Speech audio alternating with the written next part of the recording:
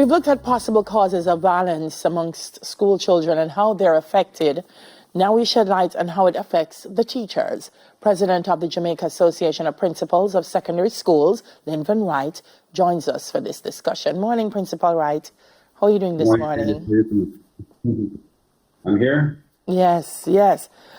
Wow. I mean, we just hear it as adults and it affects us in the way that it does.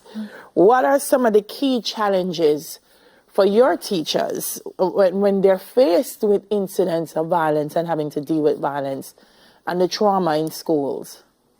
Well, I guess some of it is shock. Many of them really feel shocked about, some of what is happening now. You hear them talk about that. Many of them newer teachers will tell you that it is something that they never expected coming into the profession in the way, in how intense it has been, the frequency of it. Persons who are experienced will tell you that they have seen some of these things, but the frequency again and the brazenness with which many of these children do things that are violent is something that is shocking to them. The fact is that for many of them, being adults and having understood authority growing up, you felt that there were certain things they wouldn't do before. And I think there's a rage in many of our children now. There's a default to aggression and violence that is something that's shocking that I don't think many people understand. What happened? Sir Linvern, can you tell us what happened? Because you say a lot of the teachers are saying they didn't expect this coming into the profession. The profession has certainly changed. Yes. I think what has happened is that we have not paid enough attention to how we have moved away from values and moved to value. If you notice now, and I have said it over and over, we build many houses, but we're not really building homes. Building a home where people can be comfortable and socially comfortable and psychologically and emotionally stable takes far more time and attention than just finding someone and putting up a house or just borrowing someone. You can borrow money to build a family or do any kind of economic activity to build a family, but you're not going to spend the time for that. There's that.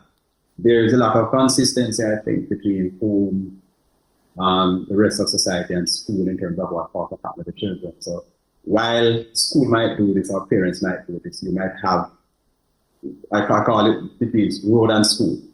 The way that affects many of the children, it sends them mixed signals, and I think that there is that's happening.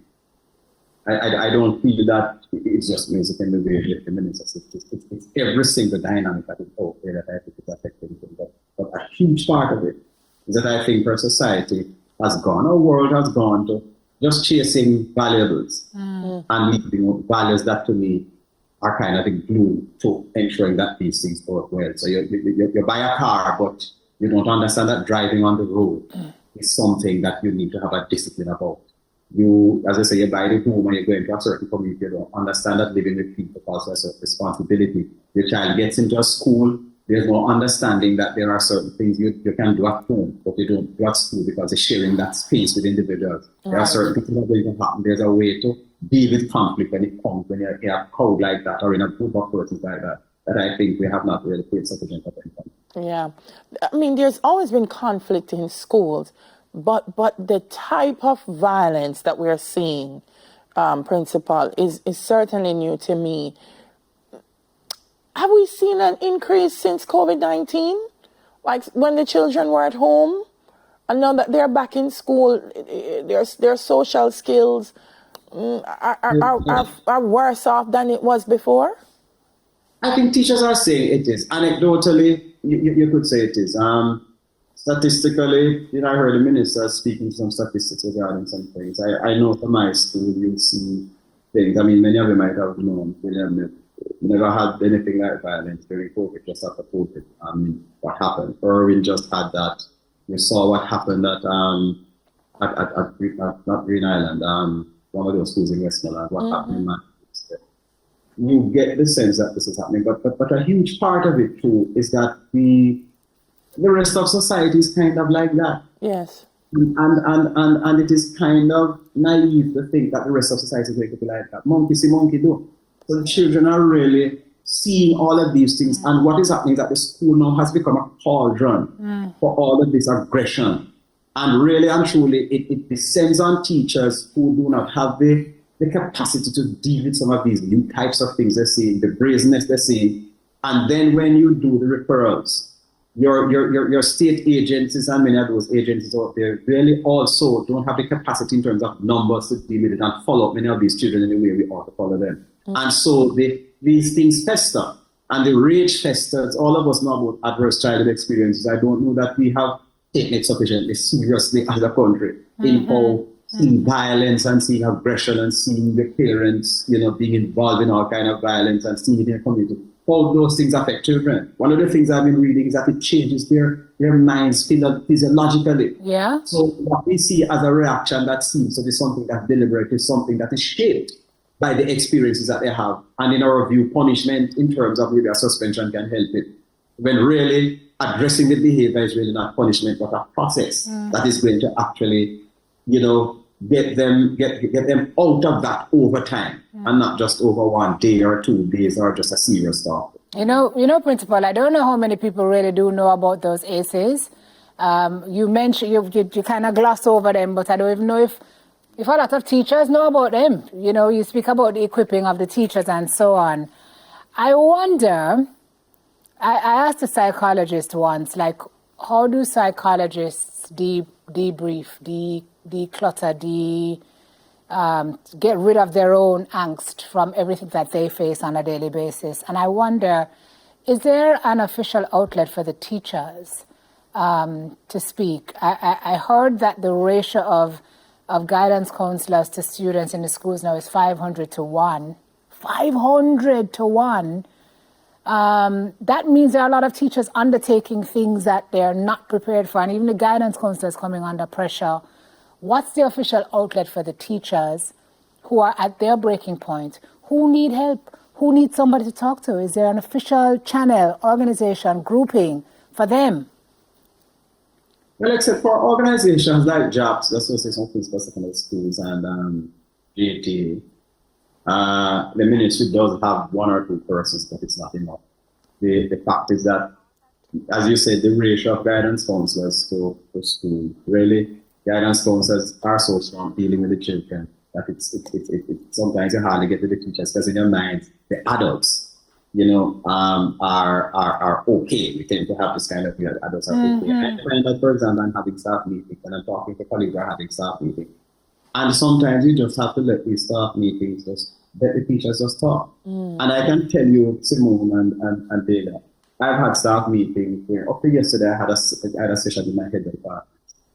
And what you will get is that teachers just talk about everything but maybe the learning that they're going to do. And you understand that. Because if it is that those things are not in place, no learning can take place. And if the teachers feel like they're overwhelmed, they are not going to be able to teach with any competence, any fluency that would be of help to the children. So certainly, yes, I don't think the outlets for teachers are enough. It's just that maybe more of us as principals have to get that. In fact, we have a conference coming up, and one of the things that the principals are saying to me, President, where is our outlet?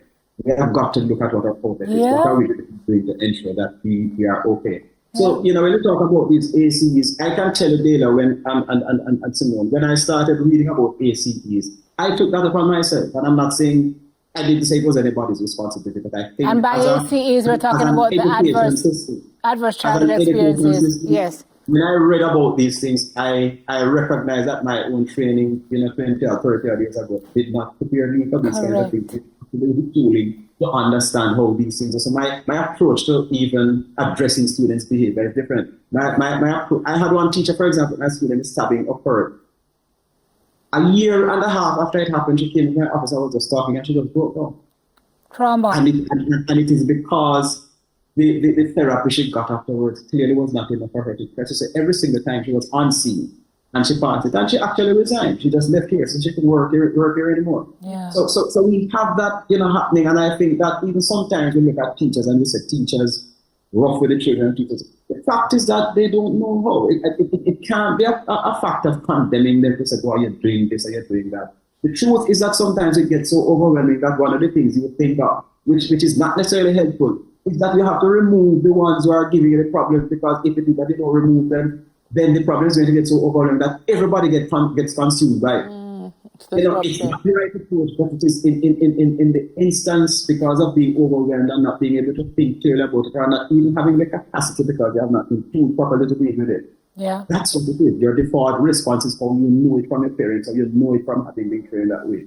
Yeah. And it is just something that I think we have to develop the will. To take on the country. I said, I'm on program is something that we organize so well for elections because people value power.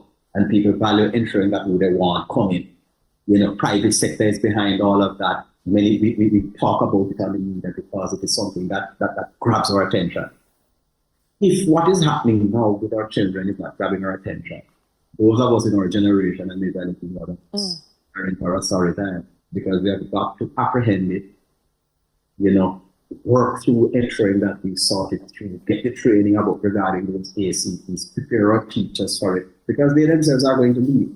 If it is that they have a problem, it's not going to be a salary issue. It's about conditions of service where mentally the condition of service is something that is causing you mental harm. Yeah. And you're not going to want to stay in that if there's no structure within place to help you to deal with it. We're out of time, Principal, but one of the things that I certainly keep advocating, and I hope that the principals do too, is teachers and principals are evaluated mostly on academic achievement. And when a principal and a teacher has to spend 60% of their time investing in social work at school, certainly that cannot be overlooked. And we find in some instances the teacher just say, well, let me just stick to the academics because that's what the ministry is expecting of me. So values have to change also in how we assess our That's teachers. True. Excellent point there. Yeah. We continue to pray for educators, sir. Thank you for the work that you do. Yes. And we just hope for the best. You take care, sir. Have a good day. You too. Thank you. President of the Jamaica Association of Principals of Secondary Schools, Linvern Wright. What a sticky situation. Okay, folks, after the break, we highlight two of the National Mathematics Olympiad champions. We're back with that after this.